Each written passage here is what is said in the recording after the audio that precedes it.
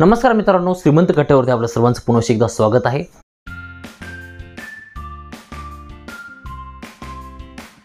आज मी तुम्हाला एक स्टोरी सांगणार आहे, जी एक खरी गोष्ट आहे। कसं होतं माहिती आहे का, एक राजा होता आणि तो त्याच्या आयुष्यामध्ये एकही युद्ध हरला नव्हता। त्या राजाच्या शेजारी एक राज्य होतं आणि त्या राज्यावर कोणीच विजय मिळवू शकलं नव्हतं। त्याचे वडीलही नाही, त्याचे आजोबाही नाही। इनफॅक्ट 2 पिढ्यापासून ते प्रयत्न करत होते, पण ते विजय मिळवू शकले नव्हते। पण हा राजा काय करतो, त्या राज्यावरती आक्रमण करण्याचं नियोजन करतो आणि एके दिवशी तो त्या राज्यावरती आक्रमण देखील करतो आणि तो राजा जिंकतो देखील। आणि जिंकल्यानंतर परत तो राजा काही दिवसानंतर त्या ठिकाणी परीक्षण करायला जातो की ह्या युद्धामध्ये आपलं नुकसान किती झालंय, आपल्याला लाभ किती झालाय।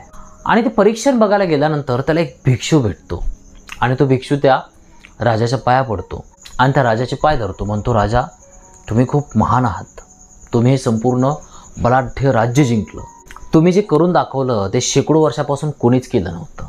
माझी तुमच्याकडे एक विनंती आहे की माझ्या हातात एक छोटंसं बाळ आहे, त्याचे प्राण ह्या युद्धातच गेले आहेत, ते प्राण तेवढे लौटवा।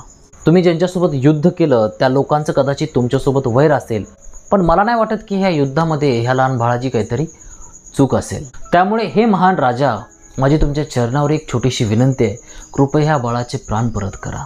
राजा त्या भिक्षूकडे पाहतो, पण त्यावेळेस राजाचे डोळे हे अश्रूंनी भरलेले असतात। राजा विचार करतो की मी एखाद्याचे प्राण घेऊ शकतो, पण एखाद्याला प्राण नाही देऊ शकत।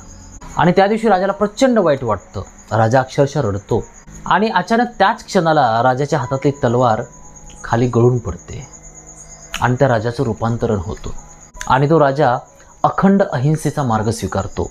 त्यानंतर त्याच्या हातामध्ये कधी तलवार नाही घेत, कधीच नाही घेत। आणि या घटनेनंतर राजा जो होता ना, तो कायमचा बुद्धांचा अनुयायी झाला।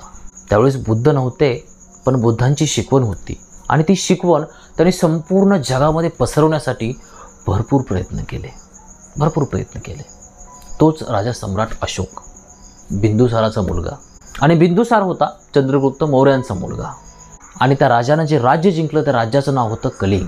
म्हणजे ह्या गोष्टीतून आपण एक गोष्ट शिकू शकतो की आयुष्यामध्ये एखादा क्षण आपलं संपूर्ण आयुष्य बदलवू शकतो, पण त्यासाठी आपलं अंतःकरण संवेदनशील असणं खूप महत्त्वाचं आहे। आजच्या घडीला जर आपण समाजामध्ये बघायचं झालं ना, एखादा व्यक्ती मरत जरी असलं ना, तरी लोकांना त्याकडे बघण्यासाठी सुद्धा वेळ नाही। प्रत्येकाला फक्त आपलं पडलेलं आहे। Everybody is living for his selfish motive and he doesn't care about anyone. फक्त माझं चांगलं झालं पाहिजे, लोक गेले मातीत तरी चालतील। मग लोक दुधामध्ये सुद्धा युरिया मिसळतात। इनफॅक्ट प्रत्येक ठिकाणी फक्त स्वतः मोठं होण्यासाठी, कुठल्याही प्रकारची भेसळ करण्यासाठी लोक तयार झालेत। पण ह्या सगळ्या गोष्टी कुठेतरी थांबल्या पाहिजेत आणि त्या गोष्टीसाठी आपण स्वतःपासून सुरुवात केली पाहिजे, एवढं सांगू इच्छितो। आय होप की आज तुम्हाला माझा हा व्हिडिओ आवडला असेल। जर आवडला असेल तर तुम्ही कमेंट बॉक्समध्ये मला सांगू शकता। जर चॅनल अजून सबस्क्राईब केलं नसेल तर करू शकता। असेच चांगले व्हिडिओ मी आपल्यासाठी घेऊन येतोय, जेणेकरून आपल्यामध्ये एक सकारात्मक चेंजेस होण्यासाठी खूप मदत होईल। धन्यवाद।